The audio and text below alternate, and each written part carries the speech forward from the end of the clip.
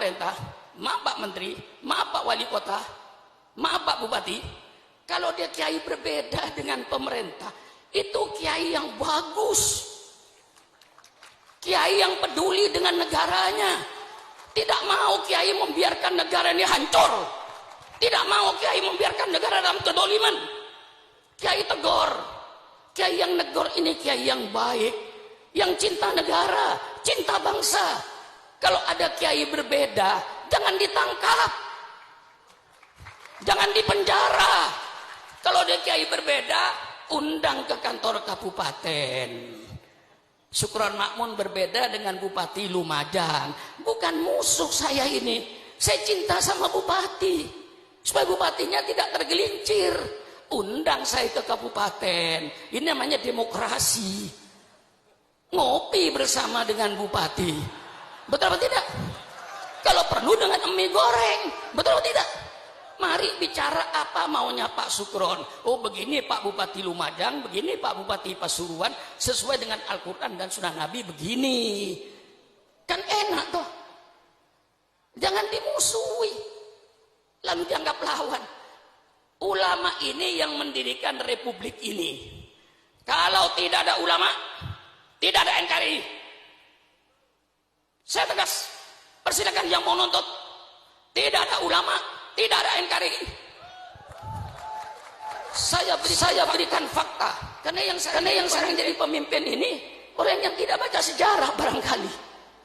Ya, Al-Mukarram Kiai Stakuf itu yang akrab dengan saya dulu kakeknya. Kiai Bisri Mustafa yang akrab dengan saya kemana-mana. Lalu dengan Kiai Ulil Bisrinya, sekarang cucunya. Lah ini perlu baca sejarah.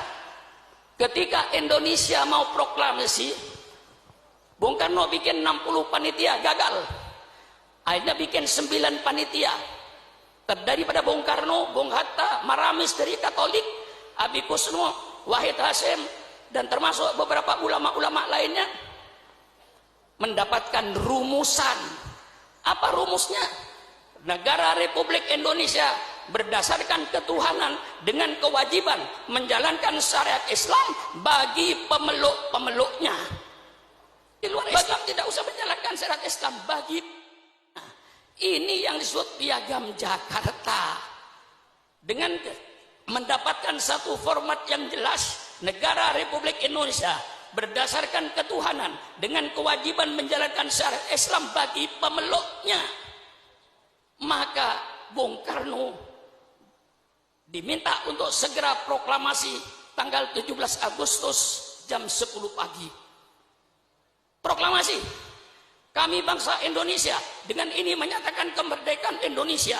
Hal-hal yang mengenai pembinaan kekuasaan dan lain-lain akan dilaksanakan dengan cara saksama dalam tempo yang sesingkat-singkatnya. Masa kiai sudah apa? Kiai sudah berproklamasi begini, gua masih dicurigai. Radikal. Apa-apaan itu? Nggak ada itu. Kiai radikal tidak ada. Kalau kiai amar ma'ruf nahi mungkar, kiai ada. Betul kan?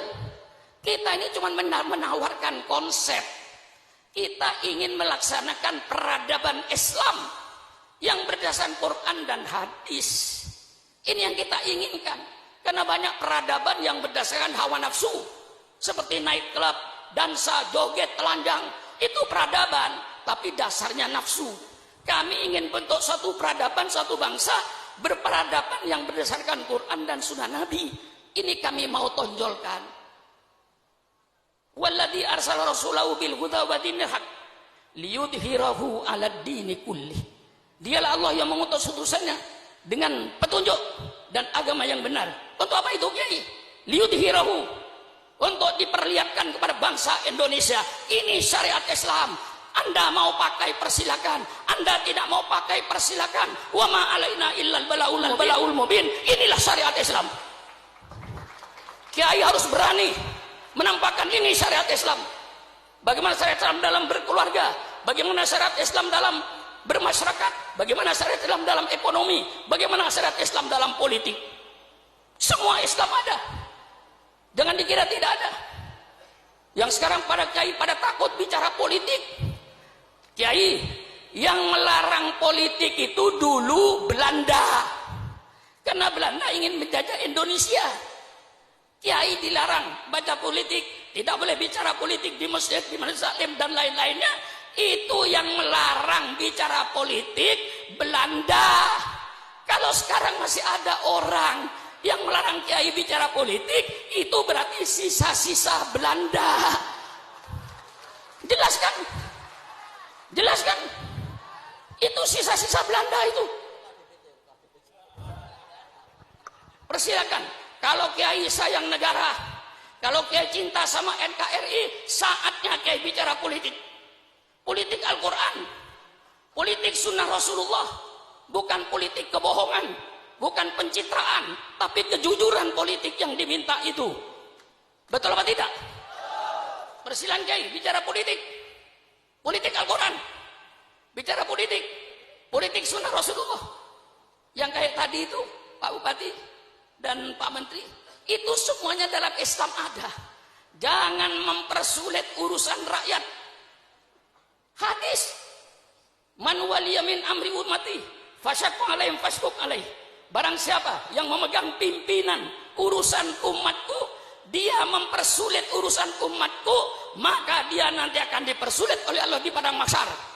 Maka ketua RT, ketua RW, lurah, camat, bupati, wali kota, gubernur, presiden, menteri, jangan mempersulit urusan rakyat. Kalau bisa dipermudah, kalau bisa dipermudah, mengapa dipersulit? Jangan sebaliknya. Kalau bisa dipersulit, mengapa dipermudah? Iblis. Nah ini, betul? Betul ya Pak? Kalau bisa dipersulit, kalau bisa dipermudah, mengapa dipersulit? Man waliya min amri umatih fasaqwan fasquq alaih. Man yasta'illahu ru'yatan yamutu yauma yamutu. Wa wasul li ru'yatihi haramallahu alaihil jannah. Ini hadis politik. Ayo bicara dengan orang-orang politik. Saya undang ke rumah, ayo bicara politik dengan Syukuran Makmun. Ini hadis politik. Barang siapa yang Allah jadikan pemimpin, kemudian dia mati. Ketika mati kayak bah, sedang menipu rakyatnya, pemimpin seperti itu haram masuk surga. Haram masuk surga. Doakan pemimpin-pemimpin yang belum memenuhi janjinya ketika kampanye, mudah-mudahan dipanjangkan umur. Betul apa tidak? Hei, pemimpin-pemimpin yang kau belum melaksanakan janji-janjinya ketika kampanye, tolong ya Allah jangan dimatikan dulu. Kalau nanti dia sudah memenuhi janjinya, mau mati, matilah kau.